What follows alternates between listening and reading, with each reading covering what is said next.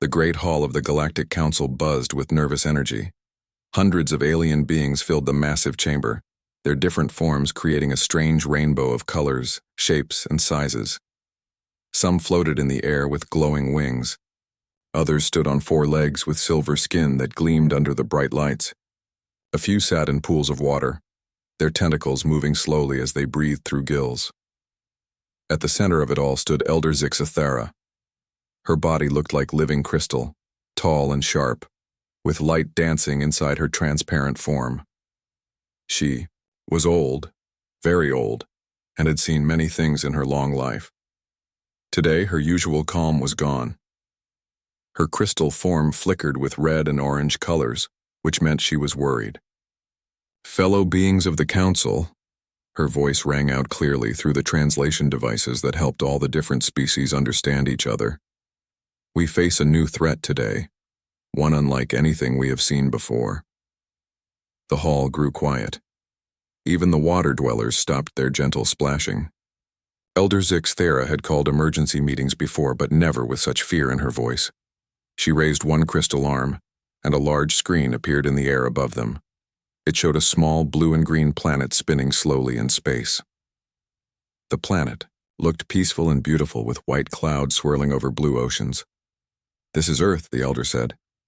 "It sits in a system called Sol, far from our main trade routes. For thousands of years we ignored this small world, but that was a mistake."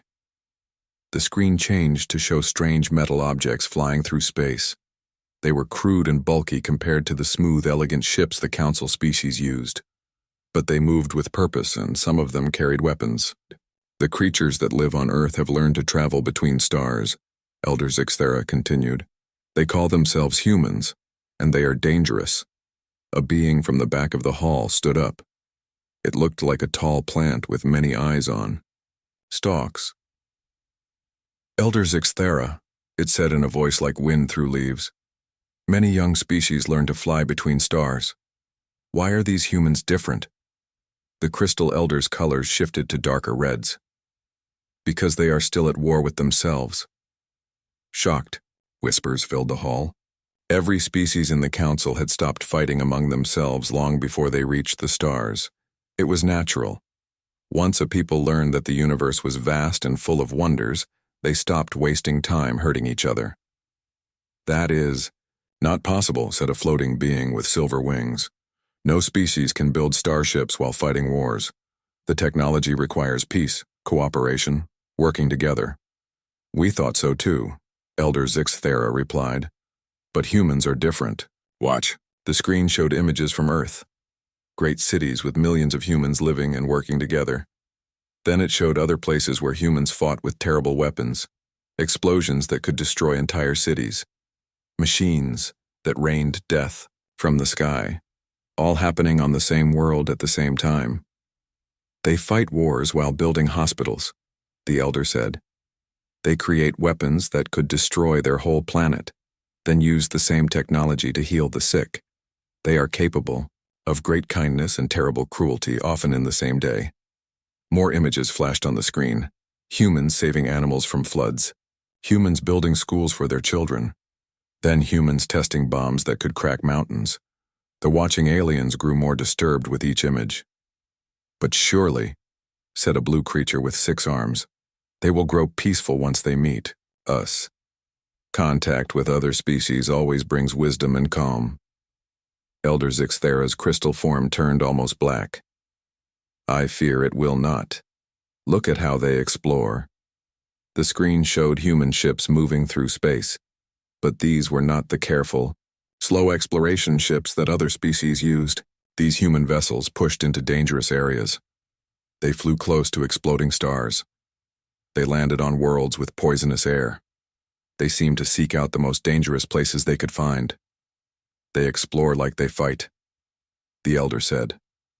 "With courage that borders on madness. They take risks that would terrify our bravest pilots. And they carry weapons on every ship."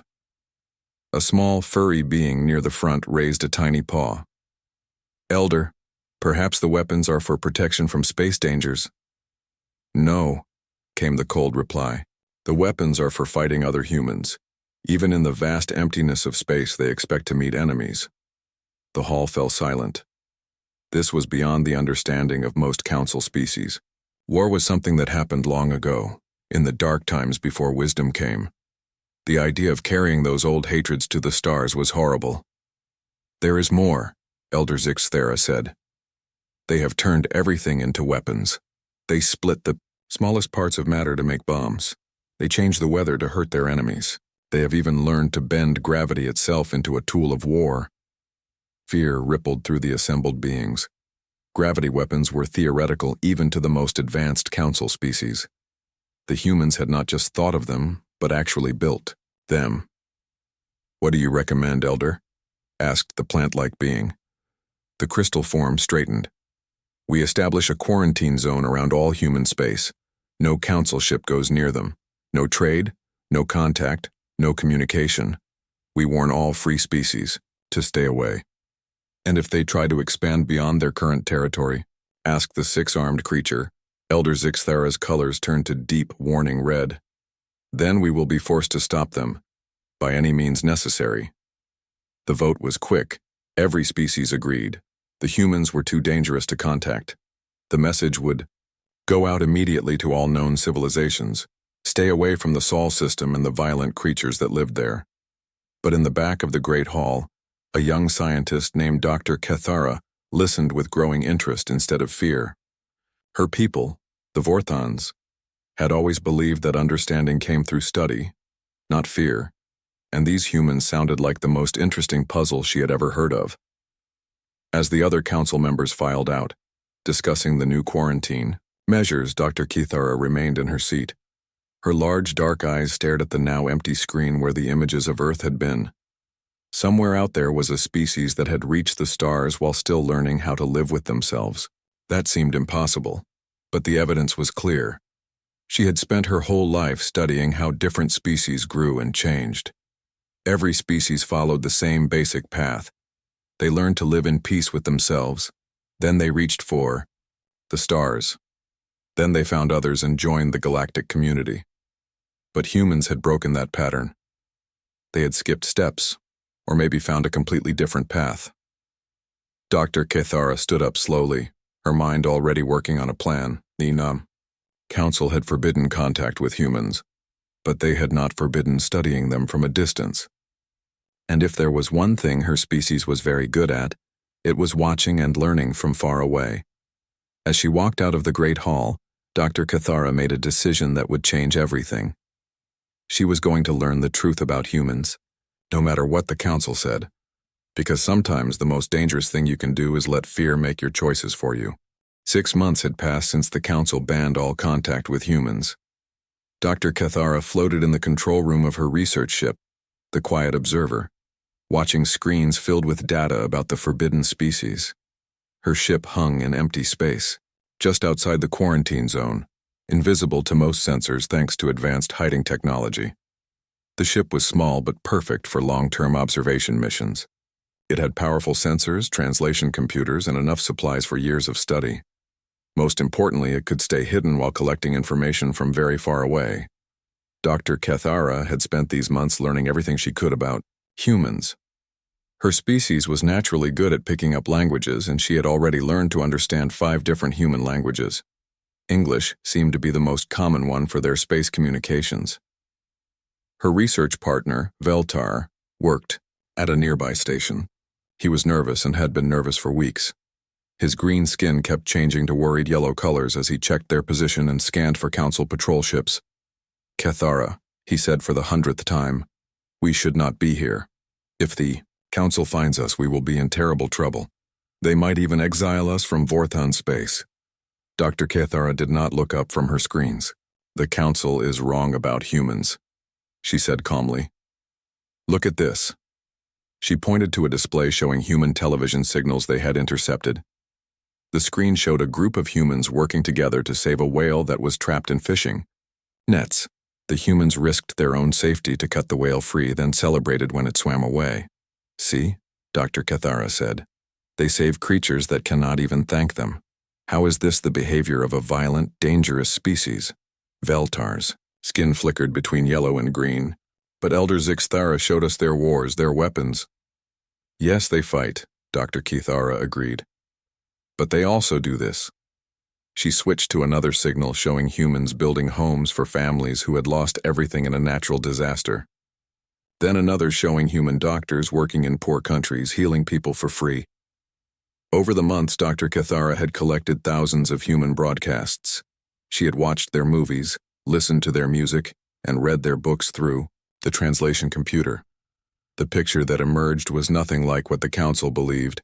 Yes, humans fought wars, but they also wrote poetry about peace. They created weapons, but they also built hospitals and schools. They could be cruel to each other, but they also showed kindness to complete strangers. Their music alone proves the Council is wrong, Dr. Kethara said, playing a human song through the ship's speakers. The melody was sad and beautiful, telling a story about love and loss that made her eyes water. No truly violent species could create something so full of feeling. Veltar listened to the music and his skin slowly shifted to a softer green. It is beautiful, he admitted. But perhaps they make beautiful things to balance out their violent nature? Or perhaps, Dr. Kethara said, their violent nature and their beautiful nature come from the same source. Look at their science. She brought up displays showing human scientific papers.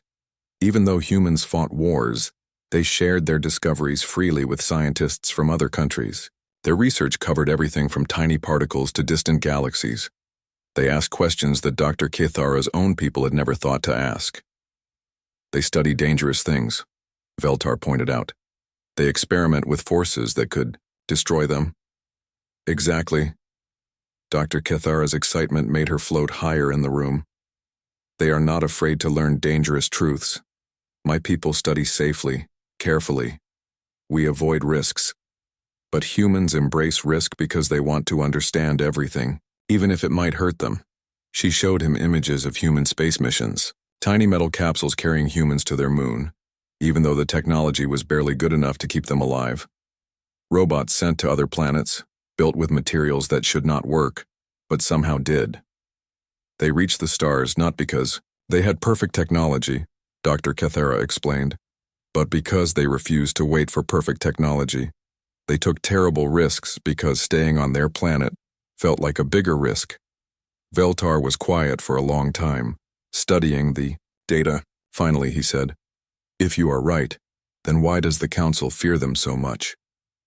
"Because the Council does not understand risk," Dr. Kethara replied. "Every Council species learned to be safe before they reached the stars. Humans learned to reach the stars while still being dangerous. That scares us because we cannot predict what they will do." An alarm suddenly rang through the ship. Veltar rushed to his control station, his skin flashing bright yellow with panic. "Council patrol ship," he announced. "Moving toward the quarantine zone. If they scan this area, they will find us." Dr. Kithara quickly shut down the human signal intercepts and activated the ship's best hiding systems. They waited in tense silence as the Council ship passed nearby, its sensors sweeping the area. But the patrol ship was not just passing through. It stopped at the edge of the quarantine zone and began a detailed scan pattern. Someone had reported suspicious activity in this area. "We need to leave," Veltar whispered. "Now, before they find us." Dr. Kethara hesitated. She had been working for months to understand humans. There was so much more to learn. But if the Council caught them here, her research would end and she would face punishment. Then her sensors detected something that made her hearts beat faster. A new signal was approaching from inside the quarantine zone. It was not a human broadcast or transmission. It was a human ship, moving toward their position. "Veltar," she said quietly, "look at this." The approaching ship was small, much smaller, than the warships the Council had shown them. Its signals indicated it was a science vessel, probably exploring this empty region of space. It had no idea that alien ships were watching it. Dr. Kethara stared at the screen, her mind racing. Here was a chance to learn more about humans than any amount of distant observation could teach her. She could actually meet them, talk to them, see what they were really like. But it would mean breaking the Council's most serious law. It would. mean risking everything she had worked for, and it would mean revealing herself to creatures that the entire galaxy considered dangerous. The Council patrol ship continued its search pattern, moving closer to their hiding spot. The human ship continued its approach, unaware of either alien vessel. Dr. Cathara had to make a choice, and she had to make it quickly. She looked at Veltar, whose skin had turned completely yellow with fear. Then she looked at the screens, showing human art, music, and science. These beings had risked everything to reach the stars. Could she do any less to reach them? Prepare the communication systems, she told Veltar. His skin went white with shock. You cannot be serious. I am going to talk to them, Dr. Cathara said, her voice steady despite her racing hearts. I am going to learn the truth about humans. The Council will exile us both, Veltar protested. Dr. Cathara smiled. Then we will know how humans feel about taking dangerous risks for knowledge. She reached for the communication controls, her hand trembling slightly. In a few moments, she would either make the greatest discovery of her career or the greatest mistake of her life. But as she looked at the beautiful, impossible creatures on her screens, she knew she had to try. The universe was about to become a much more interesting place. Captain Maria Santos floated in the control room of the New Horizons, watching the stars through the main window. Her ship was small but well-built, designed for long exploration missions in deep space. The crew of 12 had been traveling for 8 months, mapping empty regions and looking for signs of life. Captain, called Dr. James Chen from his science station, I'm picking up something strange on the sensors. Maria pushed off from the wall and floated over to look at his screens. The ship used spinning sections to create artificial gravity in living areas, but the control room operated in zero gravity for better access to all systems. What kind of strange? She asked. James pointed to a fuzzy reading on his display. There's something out there, maybe 200,000 kilometers away. It's not moving, but it's definitely artificial. Metal and energy signatures. Engineer. Rosa Martinez looked up from her repair work. Could be space junk, old satellite or probe from some other system. Too organized for junk, James said. The energy patterns are too regular. It's like something is trying very hard not to be seen. Maria felt her heart speed up. After 8 months of empty space, any discovery was exciting. But this could be something much more important than old space junk. Full sensor sweep, she ordered. But keep us at this distance for now. Cultural liaison. Kwame Asante floated over from his communication station. Captain, if this is what I think it might be, we need to be very careful. First contact protocols exist for good reasons. Maria nodded.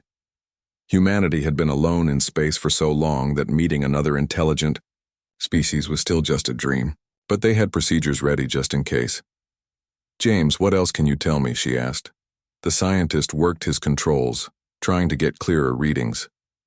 It's definitely a ship. Advanced technology, way beyond anything we've built. And Captain, I think it's been watching us. Before Maria could respond, every alarm on the ship started ringing at once. The sensor displays filled with new contacts. Ships were appearing all around them, big and threatening, with weapon signatures that made the New Horizons look like a toy. Multiple contacts, Rosa shouted over the alarms. At least 6 ships, all bigger than us. They just appeared out of nowhere. Maria's training took over. Battle stations, shields up, but do not charge weapons unless I give the order. The crew moved quickly to their emergency positions. Through the windows, they could see lights moving in space around them. The unknown ships were taking positions that surrounded the New Horizons completely. Incoming transmission, Kwame announced. It's coming from the ship we detected first, not the big ones. Put it through, Maria ordered. The main screen flickered, then showed something that made the entire crew stop and stare. An alien face looked back at them. It was humanoid, but clearly not human, with large dark eyes and skin that seemed to shimmer with different colors. Please do not be afraid, the alien said in careful English. I am Dr. Keth Ara of the Vorthon Collective. I have been studying your species and wish to communicate. Maria found her voice first. This is Captain Maria Santos of the Earth ship New Horizons. Dr. Cathara, are those your ships surrounding us? The alien's skin shifted to worried colors. No, Captain Santos. Those ships belong to the Galactic Council. They are here because I have broken their laws by contacting you. On his station, Kwame was working frantically with the translation systems, making sure the communication stayed clear. James recorded everything while Rosa kept the ship's systems ready for anything. Dr. Kethara, Maria said, why would contacting us be against their laws? The alien looked sad. Because the Council believes your species is too dangerous for contact. They have forbidden all interaction with humans. Maria felt anger rising in her chest. Dangerous? We're explorers and scientists. Our mission is peaceful. I know, Dr. Kethara said quickly. I have studied your broadcasts, your art, your science. I believe the Council is wrong about humans. That is why I chose to contact you despite their prohibition. The screen split to show another alien, this one with green skin that was flashing yellow with fear. Kethara, it said. Council ships are demanding we surrender ourselves for arrest. They say humans must return to their space immediately. Maria looked at her. Crew. James was still recording, his eyes wide with excitement despite the danger. Rosa had her hands ready on the ship's controls. Kwame was preparing diplomatic messages. None of them looked ready to give up this historic moment. Dr. Kethara, Maria said, can you tell me about this council and why they think we're dangerous? The alien scientist's colors shifted to what might have been embarrassment. The council has existed for thousands of years. Most species follow the same path. They achieve peace on their home worlds, then reach the stars, then join the galactic community. But humans are different. Different how? James asked from his station. You reached the stars while still having wars on your planet, Dr. Kethara explained. Every other species stops fighting before they build starships. The Council thinks this makes you unpredictable and dangerous. Rosa laughed, a sound that seemed strange in the tense situation. They're afraid of us because we're not perfect. Yet, you carry weapons on exploration ships, Dr. Kethara continued. You take risks that other species consider insane. You explore dangerous places that others avoid. Because the universe is dangerous, Maria said. We carry weapons for protection, not conquest. We take risks because staying safe means never learning anything new. Dr. Kethara's colors brightened. That is exactly what I told my research partner. Your willingness to face danger is not a flaw, it is a strength. Kwame looked up from his station. Captain, I'm receiving communication attempts from those council ships. They're demanding to speak with us. Maria made a decision that would change everything. Dr. Kethara, would you be willing to help us speak with this council? To show them that humans can be trusted? The alien scientist's partner, Veltar, spoke up with obvious fear. Kethara, if we help them, we will be criminals in the eyes of our own people. Dr. Kethara looked at her partner, then back at the humans on her screen. Veltar, these beings create music that moves me to tears. They risk their lives to save animals they have never seen before. They share scientific knowledge with former enemies. How can this be evil? She turned back to Maria. Captain Santos, I will help you speak with the council, but I must warn you, they are very afraid of humans. They may not listen to reason. Then we'll have to show them who we really are, Maria said. James, prepare a cultural database. Everything. We can share about human art, science, and philosophy. Rosa, keep us ready to move, but don't act threatening. Kwame, prepare a diplomatic message that explains our peaceful intentions. And Captain, Dr. Kethara added, be prepared to prove that humans can be trusted. The Council will test you in ways you cannot imagine. Maria looked around at her crew, then back at the alien scientist who had risked everything to make contact. Dr. Kethara, humans have been dreaming of this moment for centuries. We're not going to waste it because some council is afraid of what they don't understand. The aliens' colors shifted to what might have been hope. Then let us show them that curiosity is stronger than fear. On the sensor displays, the council ships were moving closer. The test of humanity was about to begin. The Great Council chamber had never been so full of tension. Elder Zixthara stood at the center, her crystal form burning with angry red light. Around her, hundreds of alien beings watched screens showing the human ship surrounded by council vessels. The emergency session had been called the moment reports came in about unauthorized contact with the forbidden species. Dr. Kethara has violated the most serious law of the council, Elder Zixthara announced, her voice sharp with fury.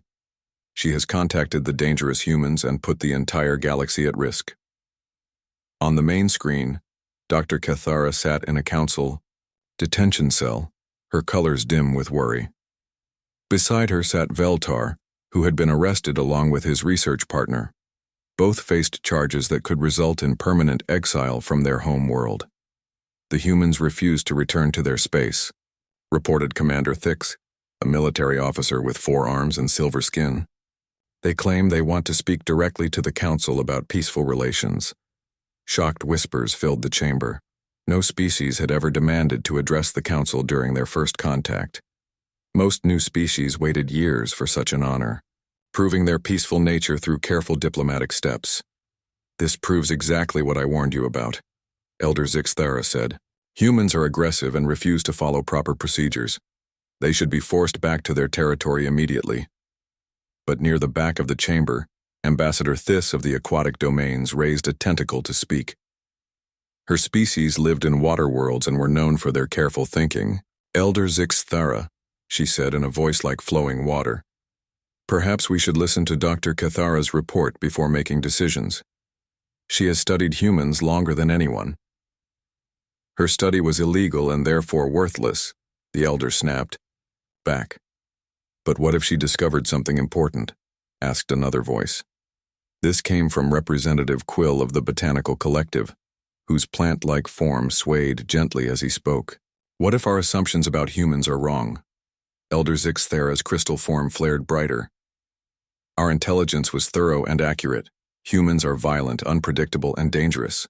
The debate might have continued for hours, but it was interrupted by an urgent signal from the fleet surrounding the human ship. Commander Thix activated his communication device with obvious nervousness. What is it? He asked. Sir, came a voice from space. The human captain is requesting permission to present evidence to the council. She says they have prepared materials that will prove their peaceful intentions. Elder Zixthara's colors shifted to dangerous levels of red. Absolutely not. We will not give them a platform to spread their influence. But Ambassador Thys spoke up again. Elder, our own laws require that any species requesting council membership be given a fair hearing. Even if we ultimately reject them, we must follow proper procedures. They are not requesting membership, Elder Zixthara protested. They are dangerous criminals who violated our quarantine. Actually, said a new voice from the detention area, they are requesting membership. Everyone turned to look at Dr. Kethara, who had activated her cell's communication system. Her partner Veltar tried to stop her from speaking, but she continued anyway. During my communications with Captain Santos, she formally requested that humanity be considered for council membership. Under Section 12 of Council Law, this grants them the right to present their case. The chamber erupted in argument. Some species supported giving the humans a hearing, while others demanded they be sent away immediately. Elder Zixthara called for order, but the debate continued. Finally, Representative Quill's voice rose above the others. I call for a formal vote. All in favor of allowing the humans to present their case? The vote was close. Many of the older, more established species voted against the humans, but enough of the younger species voted in favor that the motion passed by a narrow margin. Elder Zixthara's form burned with fury, but she was bound by council law. Very well. The humans will be allowed to present their case, but they will do so under heavy guard, and any sign of aggression will result in immediate action.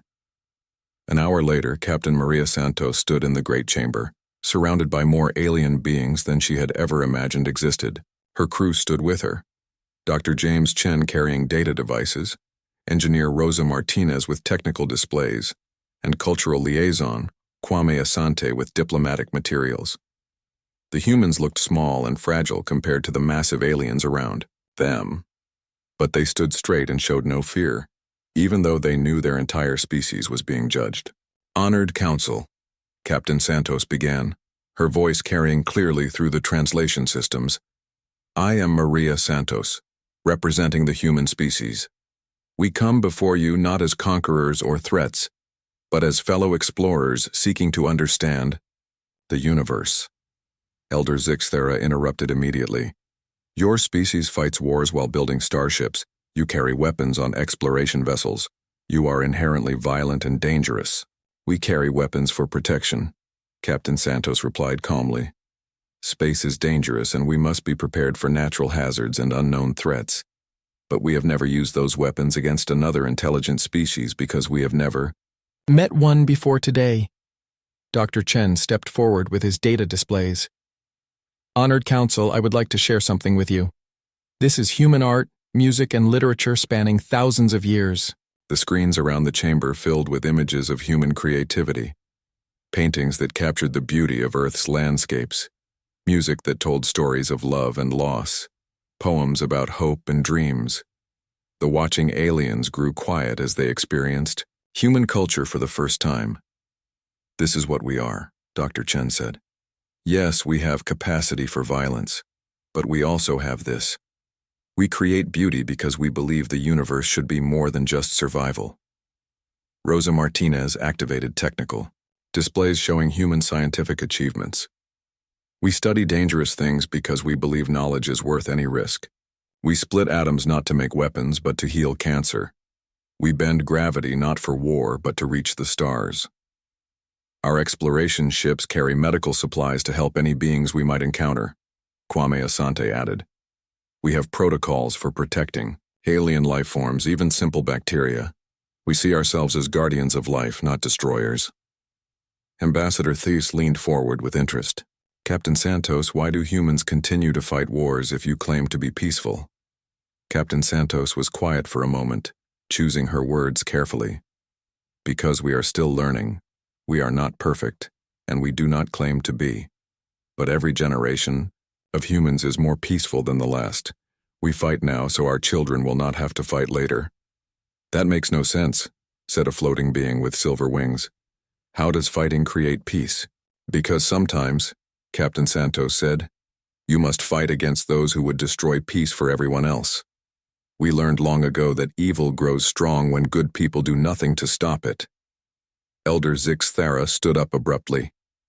"This is exactly the violent thinking that makes humans dangerous. You justify war as necessary." "And you," Captain Santos replied, looking directly at the Crystal Elder, "justify isolation as necessary. But isolation never solved any problem or answered any question." The chamber fell silent.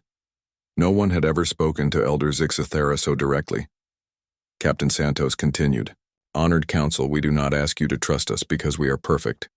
We ask you to trust us because we are trying to become better.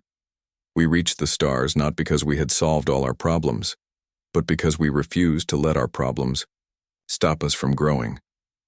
The debate that followed lasted hours. Some council members were convinced by the human presentation. Others remained fearful. But for the first time since humans had been discovered, the council was divided. The final decision would come down to a test that none of them could imagine. The council chamber had been debating for hours when every alarm in the station began screaming at once. Emergency lights flashed red as beings rushed to their communication devices. The great screens around the room filled with warnings and data streams. "Asteroid impact alert," shouted Commander Thix, his forearms working frantically at his control station. "Massive object approaching Kepler station at incredible speed." Elder Zixthera's crystal form flickered with shocked colors.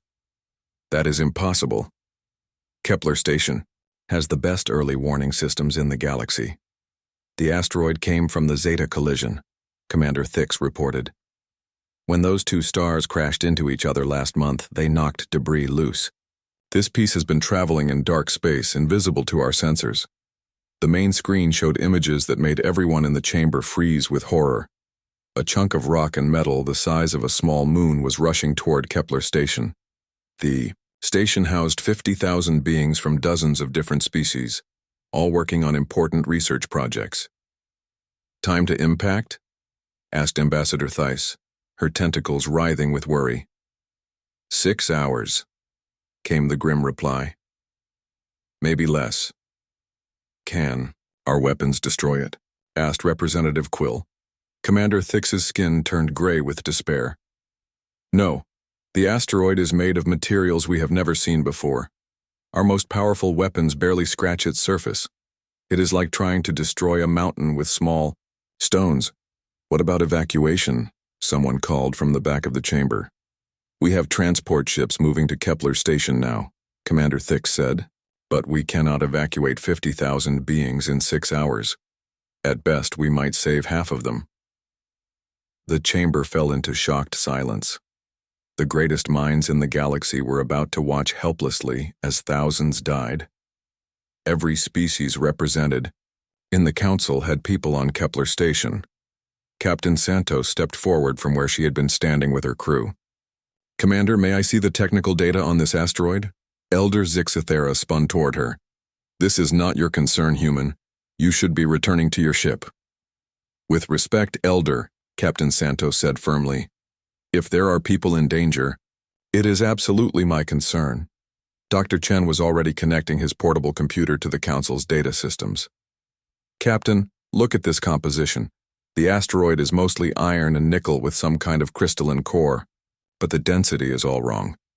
Engineer Rosa Martinez studied the readings over his shoulder.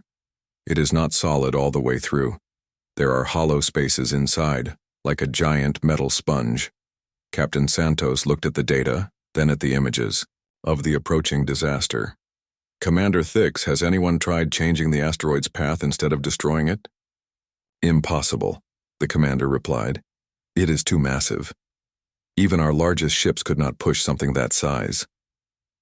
What about controlled explosions? Captain Santos asked. Not to destroy it, but to change its direction. Elder Zixthara's form blazed with anger. Absolutely not. We will not allow humans to use explosives near a council station. But Ambassador Theiss was listening carefully. Captain Santos, explain your idea. Rosa Martinez pulled up her own calculations. The asteroid is not solid.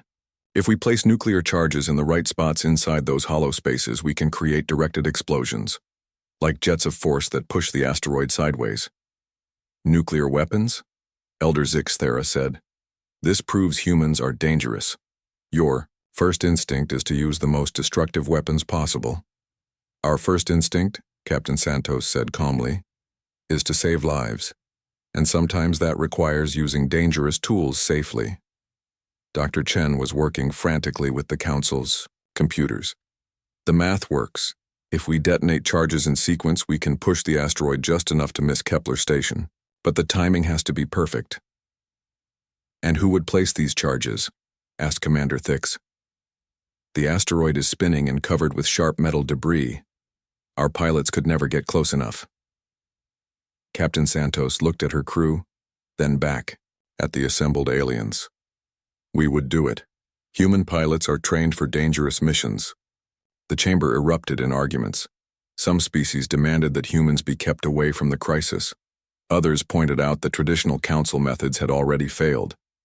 Ambassador Theiss raised a tentacle for silence. How long would this plan take? 4 hours to modify our nuclear charges and calculate the exact placement, Rosa said. 1 hour to reach the asteroid and plant the explosives. 1 hour margin for error. That gives us no time for debate, Ambassador Theiss said. We must decide now. Elder Zixthera stood rigid with fury. I will not authorize humans to use nuclear weapons in council space. Then you will watch 50,000 beings die while help stands ready, Captain Santos said. Her voice was quiet but carried across the entire chamber. Representative Quill spoke up. I vote to allow the human plan. As do I, said Ambassador Theiss. One by one, other council members voiced their support. The final vote was close, but the human plan was approved over Elder Zixthera's strong objections. 3 hours later, The New Horizons raced through space toward the deadly asteroid. Captain Santos piloted the ship herself while her crew prepared the modified nuclear charges. Council ships followed at a safe distance, ready to help with the evacuation if the human plan failed. "Asteroid visual contact," reported Dr. Chen. "It is bigger than our scans showed." Through the ship's windows, they could see the massive chunk of twisted metal and rock spinning slowly through space. Sharp debris stuck out from its surface like deadly spikes. "Rosa, are the charges ready?" Captain Santos asked. "Ready, Captain, but we will have to get very close to place them in the hollow spaces." Captain Santos guided their ship between the spinning debris, using skills that no Council pilot would have attempted. The New Horizons danced through the deadly field, coming so close to the asteroid that they could see its pitted surface clearly. "First charge deployed," Rosa announced as a robotic probe flew from their ship into a crack in the asteroid's surface. "Second charge away. Third charge in position." It took 40 minutes to place all 6 charges. When they were finished, Captain Santos pulled their ship back to safety just as the asteroid began its final approach to Kepler Station. "All ships, prepare for detonation," she announced over the communication system. The explosions were beautiful and terrible. 6 bright flashes lit up space as nuclear fire erupted from inside the asteroid. The massive rock shuddered, cracked, and slowly began to change direction. For long minutes, no one could tell if the plan had worked. The asteroid continued toward Kepler Station, and it seemed like the explosions had made no difference. Then, the tracking computers confirmed what human mathematics had predicted. The asteroid would miss Kepler Station by 3,000 kilometers. The relief in the council chamber was overwhelming. Beings who had been preparing for tragedy instead celebrated an impossible rescue. Even Elder Zixthara's crystal form had shifted to colors of amazed gratitude. But the real test came when several council evacuation ships suffered system failures during the operation. Without hesitation, Captain Santos ordered her crew to help. Dr. Chen and Rosa Martinez worked in dangerous spacewalks to repair alien technology they had never seen before, simply because people needed help. When it was over, Elder Zixthara approached Captain Santos in the council chamber. Her crystal form was dim with what humans would recognize as shame. "Captain Santos," she said quietly, "I owe you an apology. I let fear cloud my judgment." "We all fear the unknown," Captain Santos replied. "But we cannot let that fear stop us from doing what is right." The final council vote was unanimous. Humanity would be welcomed as probationary members of the galactic community, with Dr. Cathara appointed as their cultural liaison. The quarantine was lifted, and the first human embassy was established on the council's central station. Months later, Captain Santos watched human children playing with young aliens in the station's garden domes. The species that had once feared each other now worked together, sharing knowledge and dreams. Dr. Cathara floated nearby, her colors bright with happiness. "You know," she said to Captain Santos, "my people have a saying. The universe is always stranger and more wonderful than we dare to imagine." Captain Santos smiled. "We have a similar saying. The truth will set you free, but first it will probably scare you to death." They watched the children play, human and alien together, proving that curiosity and courage could overcome any barrier. The galaxy was no longer a lonely place for humanity, and for the first time in council history, fear had given way to friendship.